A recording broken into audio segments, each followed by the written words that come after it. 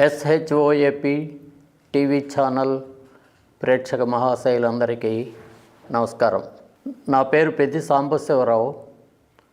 Medical డిపార్ట్మెంట్లో ఉద్యోగం చేసి రిటైర్ అయ్యాను.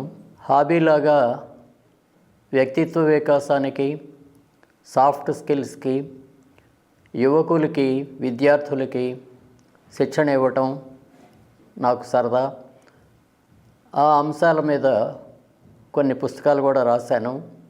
అంతేకాకుండా ఈ ఛానల్లోనే 30 వీడియోలు వ్యక్తిత్వ వికాసం మీద చేశాము.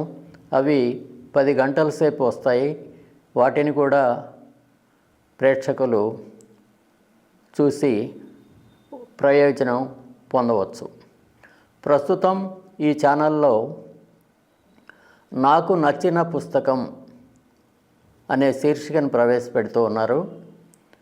ఇందులో ఏ పాఠకుడైనా తనకు బాగా నచ్చినటువంటి పుస్తకం, లేకపోతే నచ్చనటువంటి పుస్తకం కానీ, ఎందుకు నచ్చింది, ఏ భాగం నచ్చింది అని ఒక 10-15 నిమిషాల లోపు చెప్పేదాన్ని ప్రవేశపెడుతున్నారు.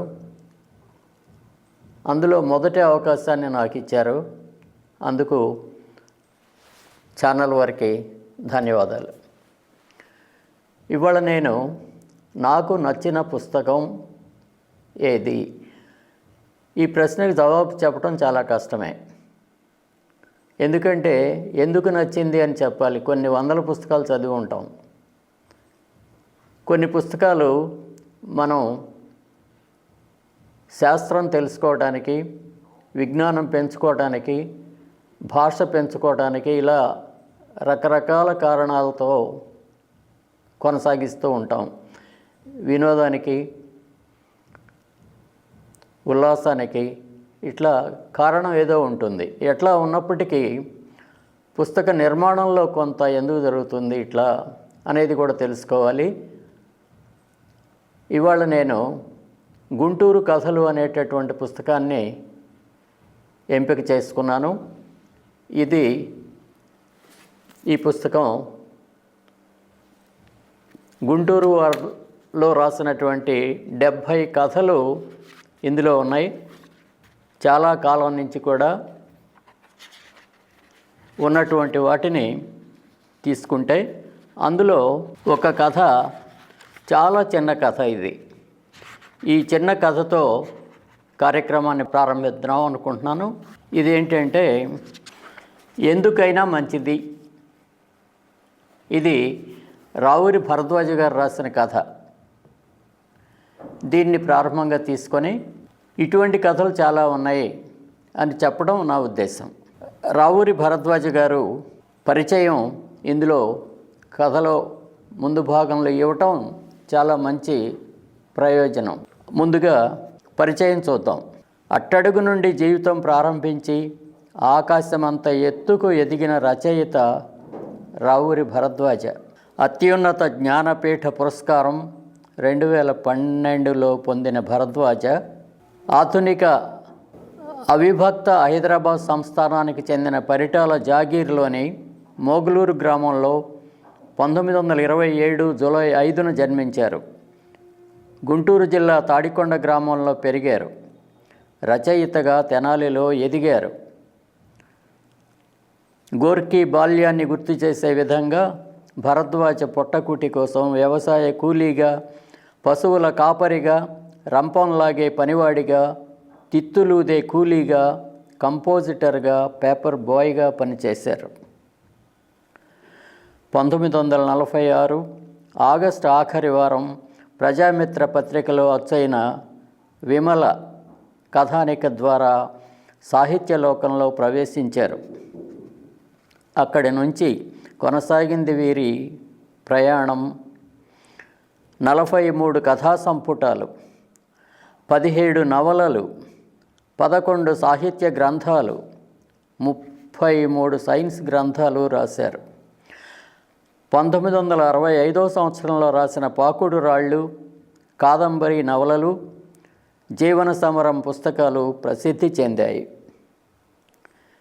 వీరి రచనలు పలు భారతీయ భాషల్లోకి, ఆంగ్లంలోకి కూడా అనువాదం అయ్యాయి. ఆకాశవాణి హైదరాబాద్ కేంద్రంలో తెలుగు ప్రసంగ కార్యక్రమాల ప్రయోక్తగా ఉద్యోగ విరమణం చేసిన భరద్వాజ చదువుకున్నది 10వ తరగతి మాత్రమే.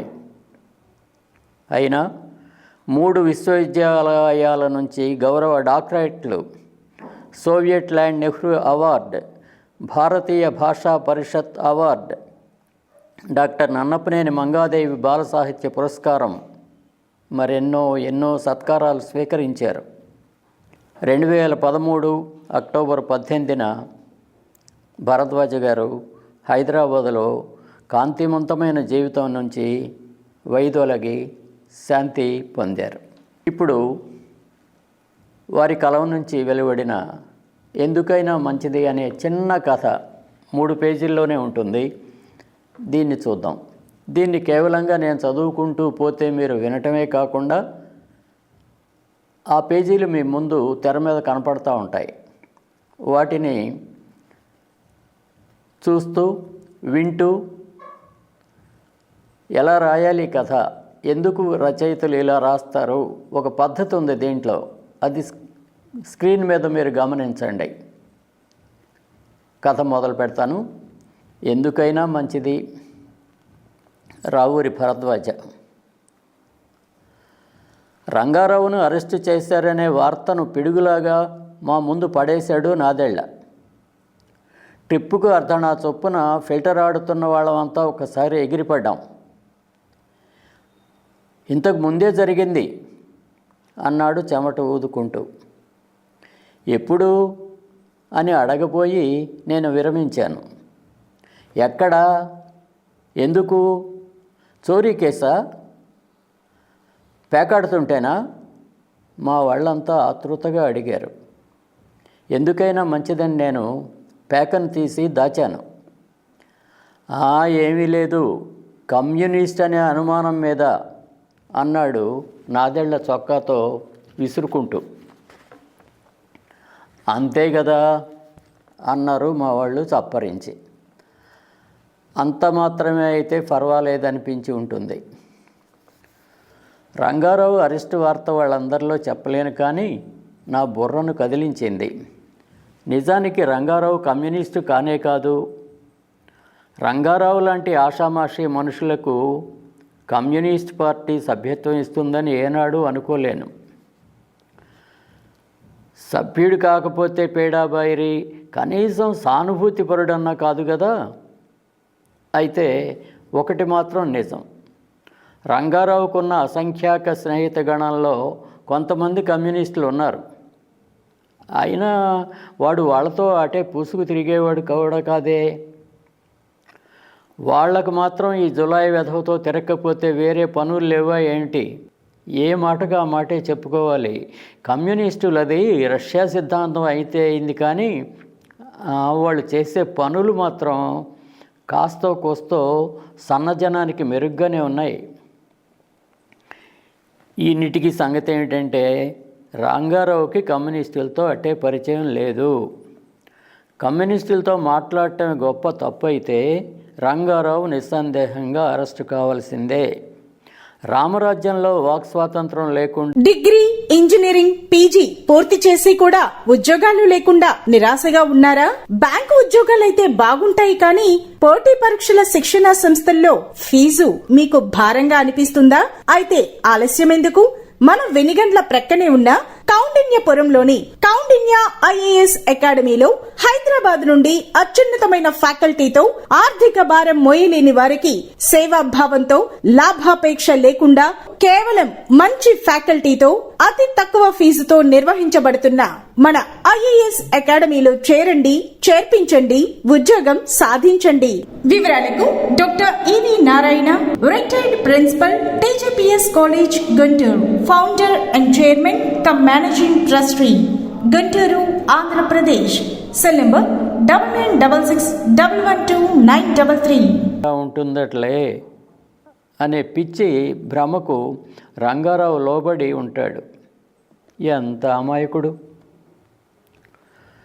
రంగారావులో ఒక దుర్గుణం ఉంది.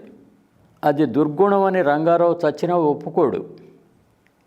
సద్గుణమని మా ప్రాణాలు పోయినా మేము అనం. వాడిలో ఉన్న దుర్గుణం అంత చెప్పుకోదగింది కాని మాట నిజమే. కానీ వాడి కొంపకు చెచ్చుబెట్టింది ఆ వెధవ బుద్ధే.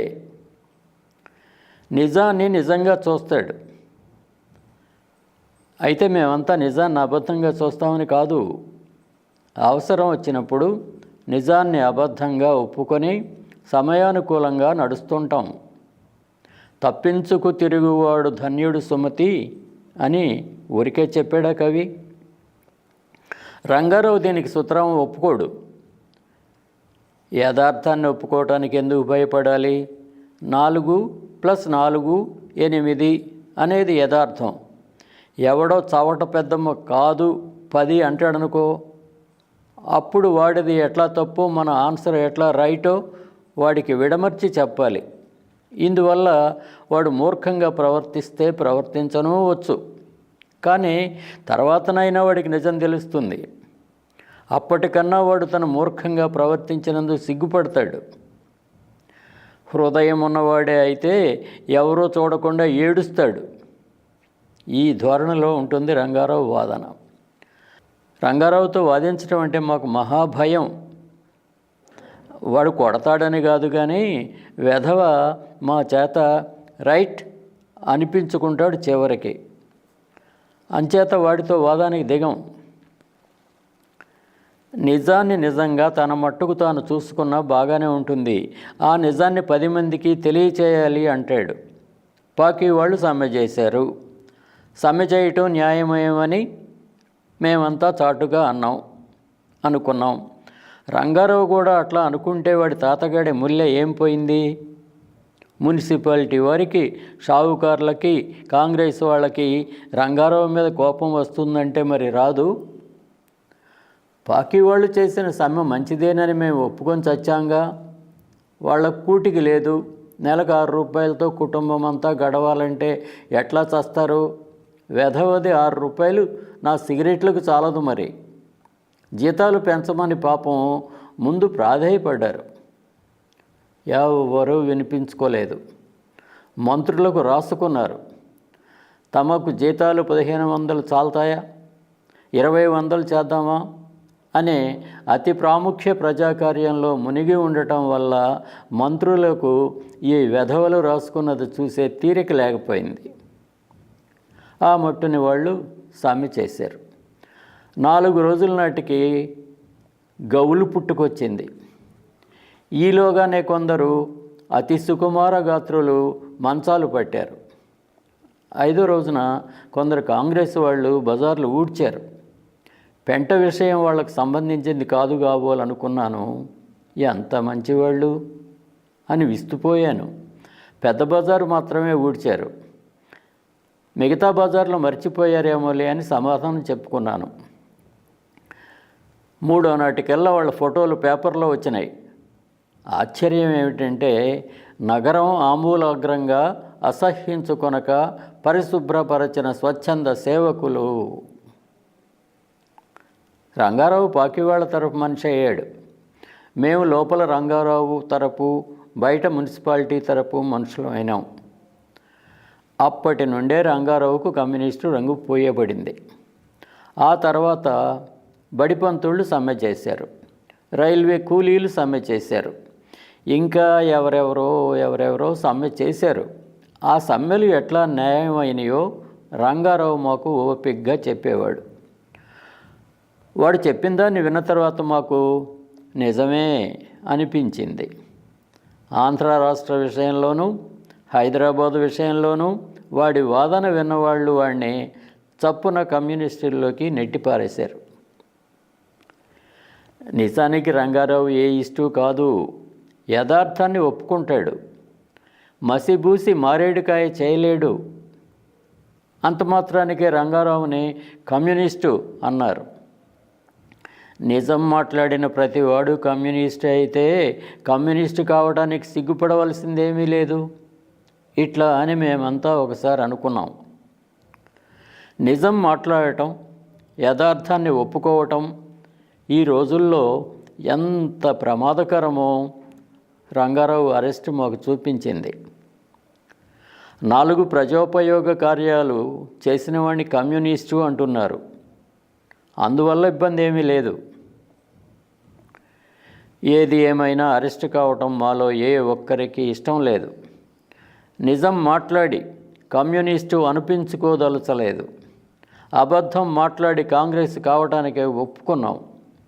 యథార్థాన్ని ఒప్పుకోవటం మానేసి మేము కాంగ్రెస్ వాళ్ళమైనాము. కాంగ్రెస్ వాళ్ళమైనా కాకపోయినా కమ్యూనిస్టులం మాత్రం కాదు, అంతవరకు చాలు.